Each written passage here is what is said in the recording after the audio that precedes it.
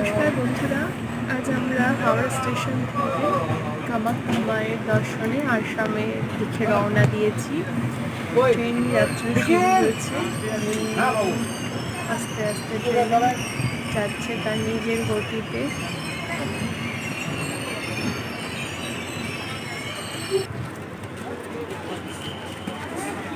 এই দেখুন কামাখ্যা জংশন, কত দর্শনার্থী এসেছে অম্বুবাচী উপলক্ষে। এটা একটা ট্রেন। এই দেখুন কামাখ্যা জংশন স্টেশন, ও কত দেখাচ্ছে। এই যে কামাখ্যা জংশন চলে এসেছি আমরা। এই দেখুন সমস্ত দর্শনার্থী রয়েছে এখানে।